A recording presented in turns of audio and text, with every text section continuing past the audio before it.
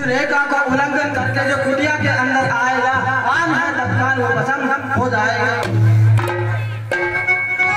ये माता मैं आपसे फिर अनुरोध कर रहा हूँ कि आप इस रेखा से बाहर ना निकले। जाइए और आपके भाई की सहायता कीजिए। सुन भी दस कंदर देखा आवाज कट जाती के भेजा काके डर करे असर राही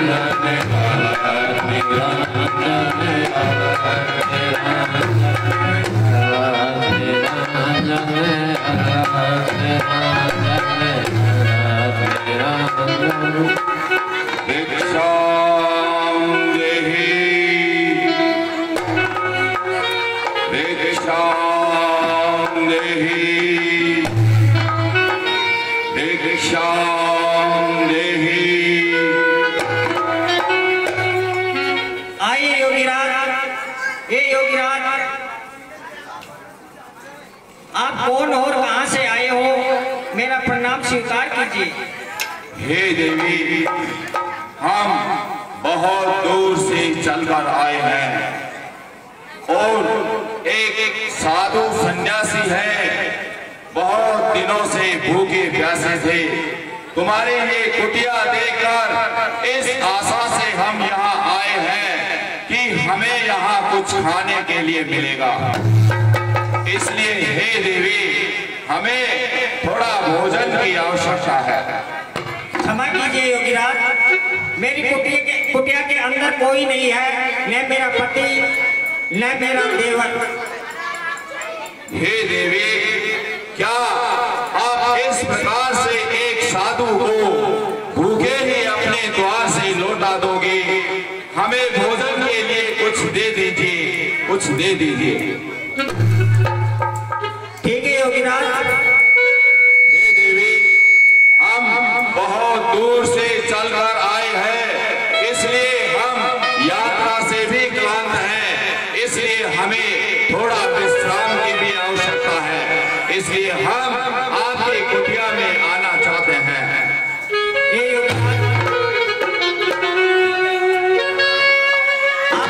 आपको भिक्षा देने के लिए मैं तैयार हूँ, लेकिन अंदर आने के लिए मैं आज्ञा नहीं दे सकती आपको।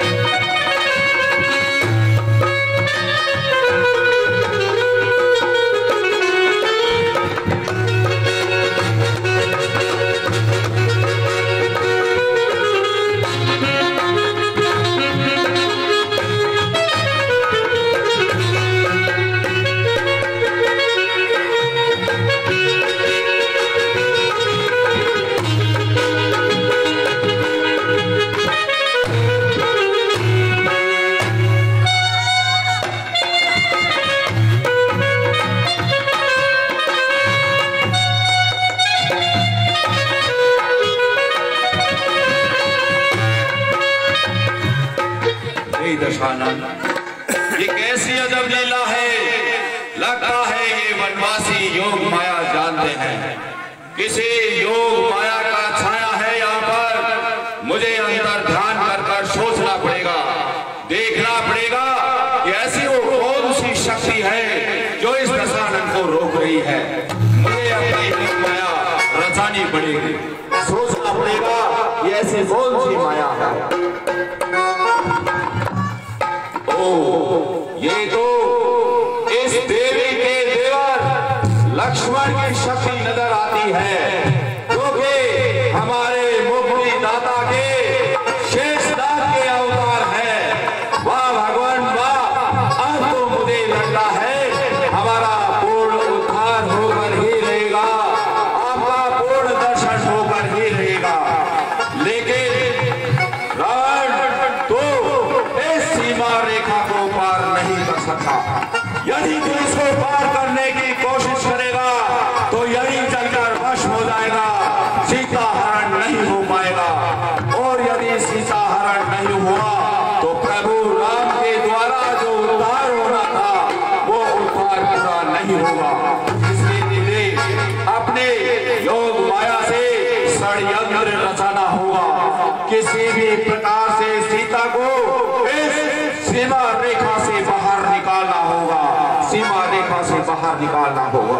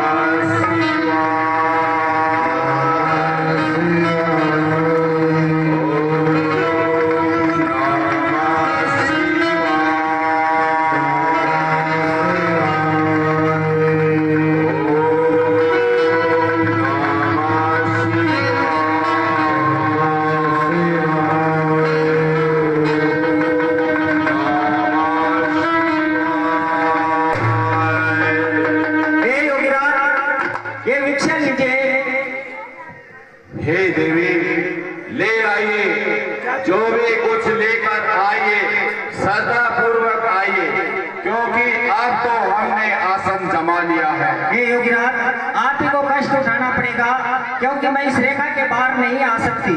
हे देवी, अब इन बूढ़े हाथ पैरों में इतना साहस नहीं कि वो वहां तक उठकर चलकर आए, इसलिए आप जो भी लाई है श्रद्धा पूर्वक लेकर बाहर आ जाइए देवी। ये योगीराज क्षमा कीजिए, मेरे देवर की कार है, इसको मैं तोड़ के वापस आपके पास नहीं आ सकती। हे देवी, तुम हमें कोई आगे कन्या नहीं लग रही हो, तुम्हारे ये संस्कार ठीक नहीं लग रहे हैं। क्या आप नहीं जानते अतिथि देवो भव, यदि कोई अतिथि द्वार पर आता है तो स्वयं उसके पास चलकर उसके चरण धोकर उसकी वंदना करके उसे भिक्षा दी जाती है, और तो हमारा इस प्रकार से तिरस्कार कर रही हो। नहीं योगीराज, मेरा ये कारण नहीं है, लेकिन इस रेखा के बाहर मैं नहीं आ सकती। बस सुन चुका मैं, बार बार हमारा तिरस्कार कर रहे हो। पहले तो हमें इस कुटिया के अंदर ही नहीं आने दिया, और अब हमें ये सीमा रेखा से बना हुआ भोजन दे रही हो, जैसे हम कोई पशु पक्षी हो। अरे ऐसा नीच व्यवहार तो नीच जाति के लोगों के साथ किया जाता है, और एक साधु के साथ ऐसा कर रही हो। हे देवी, ये आपके संस्कार हमें ठीक नहीं लग रहे हैं। हे योगीराज, मैं आपको भिक्षा देने के लिए तैयार हूँ, लेकिन आप मेरे ऊपर कृपा बनाए रखिए, क्योंकि इस रेखा को उलाट के मैं आपके पास नहीं आ सकती। हे देवी, हम सब कुछ जानते हैं, त्रिकालदर्शी है, जो कि हम तुम्हारे भूतकाल, भविष्यकाल और वर्तमान को देख रहे हैं। तुम्हारा पति राम इस वक्त वन में एक स्वर्ण रथ के पीछे भटक रहा है, और वही स्वर्ण रथ तुम्हारे पति को एक बार आघात कर चुका है, और हम तुम्हें श्राप देते हैं कि वही स्वर्ण रथ तुम्हारे पति को। नहीं योगीराज, नहीं। ये योगीराज क्षमा कीजिए, मैं इस रेखा के बाहर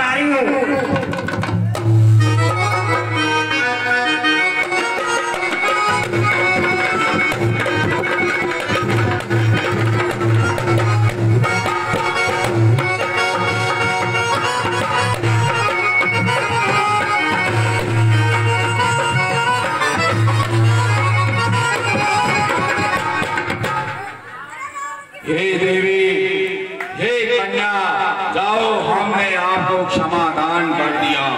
हम तुम जैसे सुंदर स्त्री की आंखों में अश्रु नहीं देख सकते, परंतु देवी हम तुम्हारे मस्तक रेखा को देखकर जान रहे हैं कि तुम इस वन में घास फूस की कुटिया में रहने वाले कोई साधारण स्त्री नहीं हो। तुम किसी राजघराने से संबंध रखती हो देवी, राजघराने से संबंध रखती हो। इसलिए हम आपसे अपने पिता का नाम पूछते हैं और तुम्हारा पूर्ण परिचय जानना चाहते हैं। बताइए आपका नाम क्या है और आपके पिता का नाम क्या है?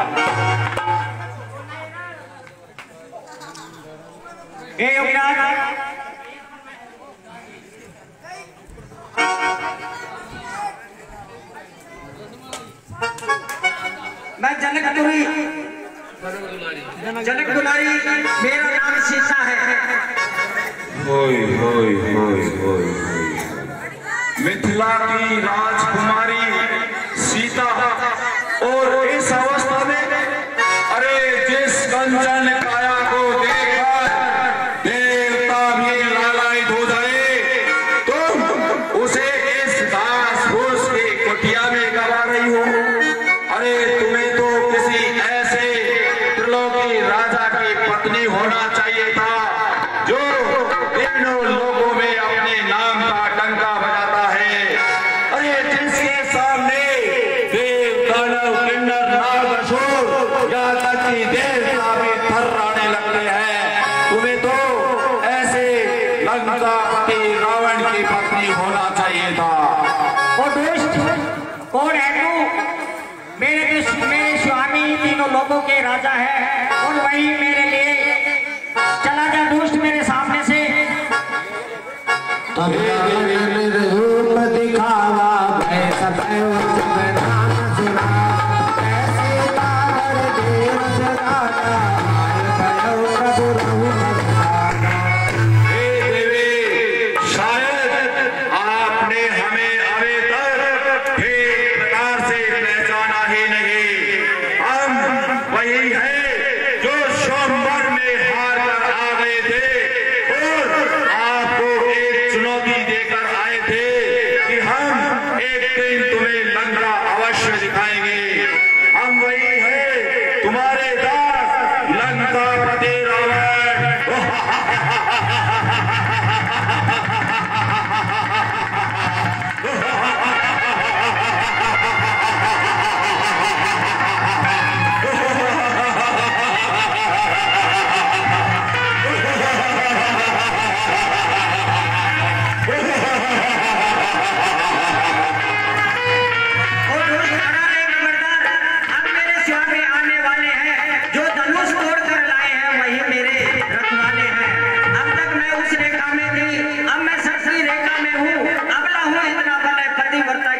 रेखा में हे देवी, तुम अपने पति का सामना दशानन रावण से कराना चाहती हो।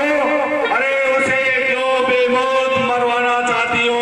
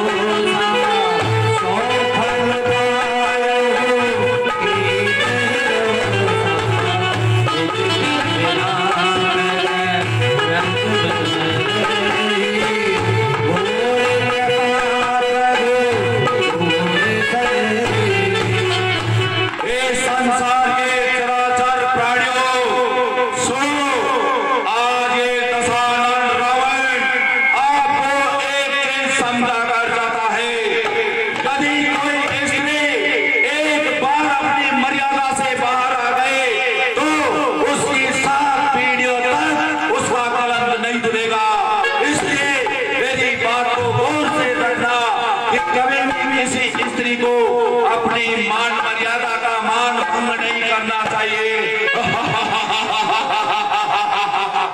वरना फिर से मेरे जैसा रावण फिर पैदा हो जाएगा और इस संसार का कल्याण कभी नहीं हो सकता।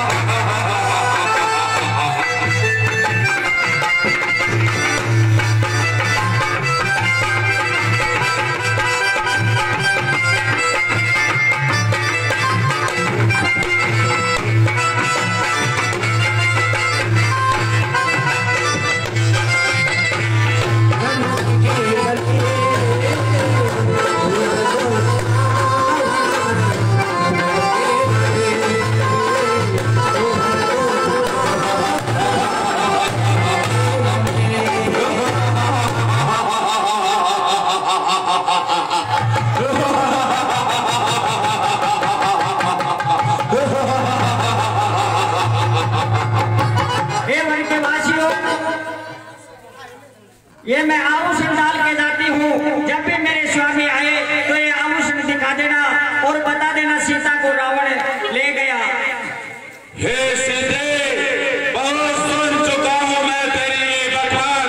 अब तू बंद कर अपनी इस कहानी को, वरना इसी अभिमान में खो देगी तू अपनी जिंदगानी को।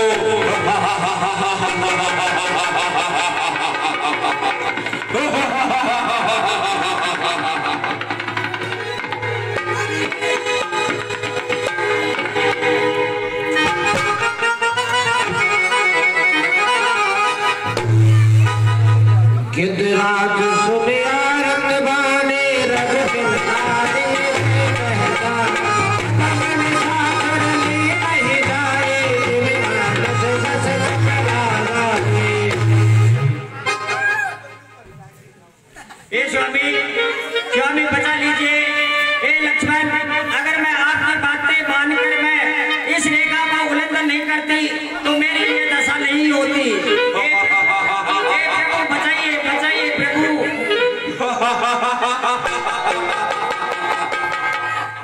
ये मैं क्या सुन रहा हूँ? ये तो लगता है जनक नली की आवाज है, जगत जननी की आवाज है। मैं देखता हूँ ये कैसे विलाप कर रही है। जटायु जी, मेरी रक्षा कीजिए। सीते